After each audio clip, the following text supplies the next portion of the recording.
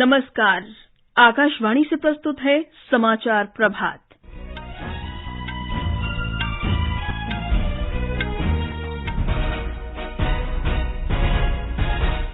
प्रधानमंत्री नरेंद्र मोदी आज रोजगार मेले में 71,000 नवनियुक्त कर्मियों को नियुक्ति पत्र सौंपेंगे।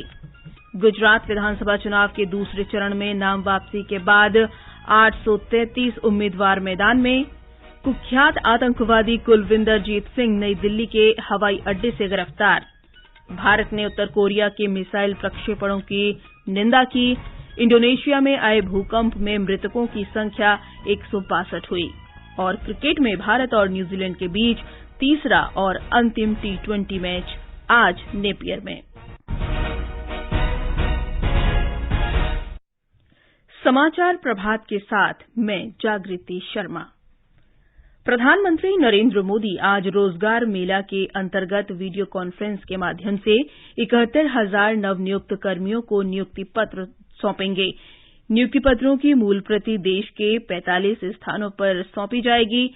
हमारे संवाददाता ने बताया है कि ये पहल युवाओं को रोजगार के अवसर उपलब्ध कराने की सरकार की प्रतिबद्धता पूरी करने की दिशा में एक महत्वपूर्ण कदम है। देश भर में युवाओं के लिए रोजगार के नए अवसर पैदा करने की दिशा में रोजगार मेला एक महत्वपूर्ण कदम है। इससे पहले रोजगार मेले के तहत पिछले महीने 75,000 से अधिक लोगों को नियुक्ति पत्र सौंपे गए थे। केंद्रीय सशस्त्र पुलिस बल, सब इंस्पेक्टर, कांस्टेबल, आयकर निरीक्षक सहित कई पदों के लिए नियुक्ति पत्र दिए गए थे। इस बार के रोजगार मेले में शिक्षक, lecturer, nurse, doctor, pharmacist, radiographer सहित पैरामेडिकल पदों के अलावा अन्य पदों के लिए चयनित लोगों को नियुक्ति पत्र दिया जाएगा। दीपेंद्र कुमार, आकाशवाणी समाचार, दिल्ली। प्रधानमंत्री नरेंद्र मोदी कर्मयोगी प्रारंभ मॉड्यूल का भी शुभारंभ करेंगे। ये मॉड्यूल विभिन्न सरकारी विभागों में नवनियुक्त कर्मियों के लिए ऑनलाइन अनुकूलन पाठ्यक्रम होगा। नए कर्मचारियों को अपना ज्ञान, कौशल और सक्षमता बढ़ाने के लिए iGotKarmayogi.gov.in प्लेटफॉर्म पर अन्य पाठ्यक्रम मालूम करने का भी अवसर मिलेगा। गुजरात में विधानसभा चुनाव के दूसरे चरण के लिए नामांकन वापसी के बाद 833 प्रत्याशी मैदान में रह गए हैं। दूसरे चरण के लिए मतदान 5 दिसंबर को होगा। इस बीच पहले चरण के लिए प्रचार अभियान तेज हो गया है। विभिन्न दलों के स्टार प्रचारक मतदाताओं को अपने पक्ष में करने लगे हैं। पहले चरण में सौराष्ट्र, कच्छ और दक्षिण गुजरात की 89 सीटों पर 1 दिसंबर को मतदान होगा। एक रिपोर्ट। भारतीय जनता पार्टी के वरिष्ठ नेता आज गुजरात की 72 सीटों में चुनाव प्रचार करेंगे। चुनाव प्रचार में पार्टी के अध्यक्ष जेपी नड्डा, 8 केंद्रीय मंत्री, 3 मुख्यमंत्रियों सहित 27 वरिष्ठ नेता शामिल होंगे। श्री नड्डा आज सहेरा, चाणस्मा, सिद्धपुर और अहमदाबाद के निकोल में जनसभाएं करेंगे। वहीं केंद्रीय गृह मंत्री अमित शाह का खंभात, धराद, दीसा व अहमदाबाद के साबरमती क्षेत्र में चुनावी सभाएं करने का कार्यक्रम है। कांग्रेस नेता कन्हैया कुमार जमालपुर खाड़िया में रोड शो, जबकि दरियापुर में जनसभा को संबोधित करेंगे। वहीं आम आदमी पार्टी के राष्ट्रीय संयोजक अरविंद केजरीवाल भी आज खंभालिया में 1 तथा सूरत में 2 जनसभाएं करेंगे। अपर्णा खूंट के साथ जितेंद्र द्विवेदी, आकाशवाणी समाचार, अहमदाबाद। इससे पहले कल भारतीय जनता पार्टी के वरिष्ठ नेता और प्रधानमंत्री नरेंद्र मोदी ने सुरेंद्रनगर, जंबूसर और नवसारी में जनसभाओं को संबोधित किया। गृहमंत्री अमित शाह ने कच्छ और सौराष्ट्र क्षेत्र में चुनाव प्रचार किया। कांग्रेस नेता राहुल गांधी ने सूरत और राजकोट में चुनावी रैलियां की। आम आदमी पार्टी प्रमुख अरविंद केजरीवाल ने अमरेली में प्रचार किया और पंजाब के मुख्यमंत्री भगवंत मान ने वलसाड जिले में रोड शो किया। स्वास्थ्य और परिवार कल्याण मंत्रालय ने बाहर से आने वाली अंतर्राष्ट्रीय उड़ानों के लिए एयर सुविधा फॉर्म की अनिवार्यता आज से हटा दी है। मंत्रालय ने बताया कि कोविड संक्रमण में कमी तथा पूरे विश्व में व्यापक टीकाकरण में प्रगति को देखते हुए दिशा निर्देश संशोधित किए गए हैं। नए दिशा निर्देशों के अनुसार सभी यात्रियों का अपने देश में निर्धारित नियमों के अनुसार पूर्ण टीकाकरण होना चाहिए। यात्रा पूर्व आरटी-पीसीआर जांच की अनिवार्यता भी समाप्त कर दी गई है। केंद्र ने ई कॉमर्स में फर्जी और भ्रामक समीक्षाओं से उपभोक्ताओं के हितों की रक्षा के लिए पहल की है। उपभोक्ता कार्य विभाग सचिव रोहित कुमार सिंह ने कल नई दिल्ली में इसकी शुरुआत की। ये मानक हर उस ऑनलाइन प्लेटफॉर्म पर लागू होंगे जो उपभोक्ता समीक्षाएं प्रकाशित करते हैं। इन मानकों का अनुपालन शुरुआत में सभी ई कॉमर्स प्लेटफॉर्म के लिए स्वैच्छिक होगा। मानकों के उल्लंघन को अनुचित व्यापार व्यवहार या उपभोक्ता अधिकारों का उल्लंघन माना जा सकता है। उपभोक्ता अपनी शिकायतें राष्ट्रीय उपभोक्ता हेल्पलाइन, उपभोक्ता फोरम या केंद्रीय उपभोक्ता संरक्षण प्राधिकरण को भेज सकते हैं। ये समाचार आकाशवाणी से प्रसारित किए जा रहे हैं। जल्दी करो यार, प्लीज जल्दी। दूसरा कोई मैच है क्या? ऐसा ही कुछ है यार, बैंक जाना है दादाजी को लेके। हाँ यार, उम्र हो जाती है तो रनर तो लगता ही है, पर बैंकिंग में नहीं। वैसे भी आरबीआई कहता है सीनियर सिटीजन सबसे पहले। अगर आप 70 साल से ऊपर हैं, डिफरेंटली एबल्ड है और आप बैंक नहीं जा सकते तो बैंक आएगा आपके पास जरूरी सेवाएं लेकर, वो भी वाजिब दरों पर। सीनियर सबसे पहले। आरबीआई कहता है जानकार बनिए, सतर्क रहिए। समाचार प्रभात में आपका फिर स्वागत है। राष्ट्रीय अन्वेषण अभिकरण एनआईए ने कुख्यात आतंकवादी कुलविंदर जीत सिंह उर्फ खानपुरिया को नई दिल्ली के इंदिरा गांधी हवाई अड्डे से गिरफ्तार किया है। उसे बैंकॉक से पहुंचने के तुरंत बाद गिरफ्तार कर लिया गया। उसका संपर्क बब्बर खालसा इंटरनेशनल और खालिस्तान लिबरेशन फोर्स सहित अन्य आतंकी संगठनों से रहा है। 2019 से फरार कुलविंदर जीत कई आतंकी घटनाओं में शामिल था। एनआईए ने उसके बारे में सुराग देने वाले के लिए 5 लाख रुपए का नकद इनाम घोषित किया था। प्रधानमंत्री नरेंद्र मोदी ने कजाखस्तान में राष्ट्रपति चुनाव में जीत के लिए कासिम जोमार्ट तोकायेव को बधाई दी है। श्री मोदी ने कहा कि वे दोनों देशों के बीच द्विपक्षीय साझेदारी और सुदृढ़ बनाने के लिए मिलकर काम करने को उत्सुक हैं। कजाखस्तान में निर्धारित समय से पहले शनिवार को राष्ट्रपति चुनाव कराए गए थे। शुरुआती परिणामों के अनुसार श्री तोकायेव ने 81% से अधिक वोट के साथ शानदार जीत दर्ज की है। रक्षा मंत्री राजनाथ सिंह ने कहा है कि भारत और कंबोडिया के बीच रक्षा सहयोग बढ़ाने की अपार संभावनाएं हैं।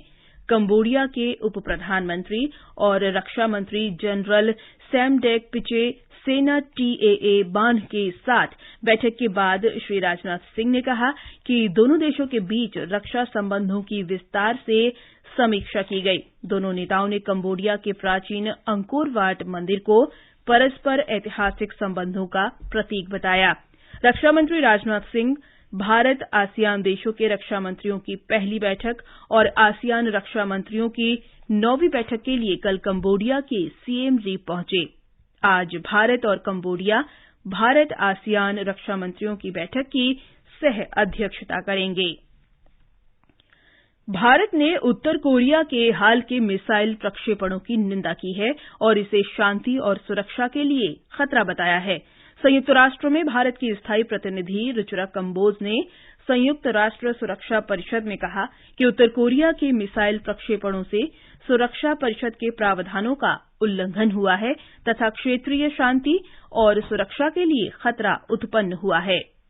India condemns the recent ICBM launch by the DPRK. This follows other ballistic missile launches in the preceding months, following which the Security Council had met. India calls for full implementation of the relevant UN Security Council relations relating to the DPRK. दक्षिण Korea की सेना ने बताया कि उत्तर Korea ने पिछले शुक्रवार को अंतर महाद्वीपीय बैलिस्टिक मिसाइल का प्रक्षेपण किया था। उत्तर कोरिया के नेता जिम जोंग उन अपने परिवार के साथ प्रक्षेपण स्थल पर उपस्थित थे। येरूशलम पोस्ट ने किम जोंग उन के हवाले से लिखा है कि अमेरिका और उसके सहयोगी देशों की धमकियों ने उत्तर कोरिया को अपना परमाणु प्रतिरोध बढ़ाने के लिए उकसाया है। इंडोनेशिया के जावा द्वीप में कल आए भूकंप में मृतकों की संख्या 162 हो गई है। भूकंप का केंद्र पश्चिमी जावा के सियांजुर टाउन में 10 किलोमीटर की गहराई में था। भूकंपग्रस्त क्षेत्र घनी आबादी वाला है।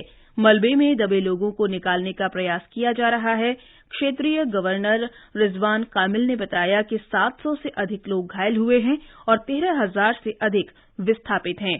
हताहतों की संख्या बढ़ने की आशंका है। विदेश मंत्री डॉक्टर एस जयशंकर ने इंडोनेशिया में भूकंप से हुए जानमाल के नुकसान पर दुख व्यक्त किया है। उन्होंने कहा कि भारत इस कठिन समय में इंडोनेशिया के साथ है। गोवा में चल रहे भारतीय अंतर्राष्ट्रीय फिल्म समारोह में दिव्यांगों के लिए विशेष सुविधाओं की व्यवस्था की गई है, जिससे वे फिल्मोत्सव का भरपूर आनंद उठा सकें। दिव्यांगजन विशेष खंड में 2 फिल्में दिखाई जाएंगी। इन फिल्मों में रिचर्ड एटनबरो की ऑस्कर विजेता फिल्म गांधी और अनंत नारायण महादेवन निर्देशित द स्टोरी टेलर शामिल है। ब्यौरा हमारे संवाददाता से।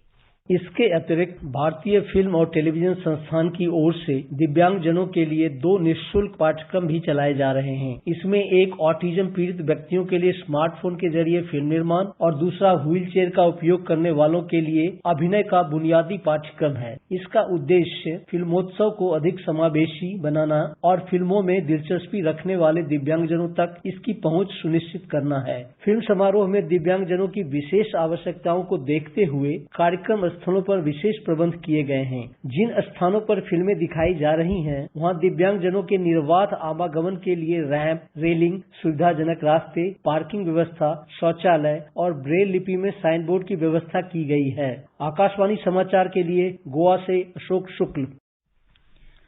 भारत और न्यूजीलैंड के बीच तीसरा और अंतिम T20 क्रिकेट मैच आज दोपहर 12 बजे से नेपियर में खेला जाएगा। मैच का आंखों देखा हाल आकाशवाणी के FM रेनबो और अतिरिक्त मीटरों पर 11:30 बजे से प्रसारित किया जाएगा। मेजबान टीम के कप्तान केन विलियमसन चोट के कारण इस मैच में नहीं खेल पाएंगे। उनकी जगह मार्क चैपमैन को टीम में शामिल किया गया है। फीफा फुटबॉल विश्व कप में ग्रुप बी में अमेरिका और वेल्स के बीच मुकाबला 1-1 गोल से ड्रॉ रहा। वहीं नीदरलैंड्स ने ग्रुप ए में सेनेगल को 2-0 से और इंग्लैंड ने ग्रुप बी में ईरान को 6-2 से हराया। एक रिपोर्ट।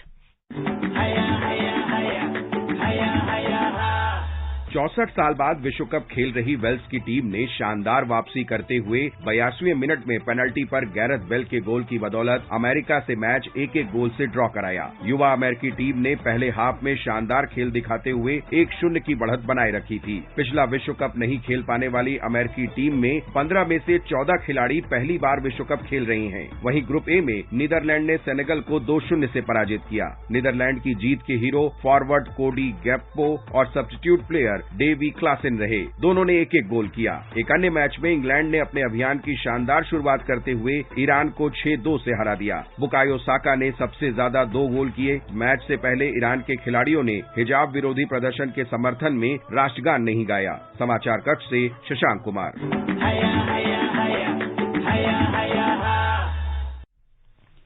फुटबॉल विश्व कप में आज 4 मैच खेले जाएंगे।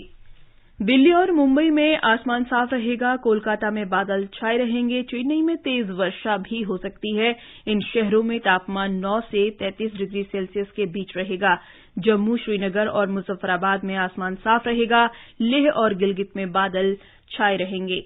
ये समाचार हमारी वेबसाइट newsonair.gov.in/hindi पर भी उपलब्ध हैं। और अब समाचार पत्रों की सुर्खियों के साथ हैं सिद्धार्थ सिंह। धन्यवाद जागृति। गुजरात में दिग्गजों ने जमाया मैदान शीर्षक से राजस्थान पत्रिका सहित सभी अखबारों ने विधानसभा चुनाव प्रचार को प्रमुखता दी है। पत्र लिखता है, राहुल ने नीतियों, मोदी ने हमलों पर घेरा। अमर उजाला ने कांग्रेस नेता मधुसूदन मिस्त्री के बयान पर प्रधानमंत्री के शब्द दिए हैं, मेरी कोई औकात नहीं, मैं सिर्फ जनता का सेवक।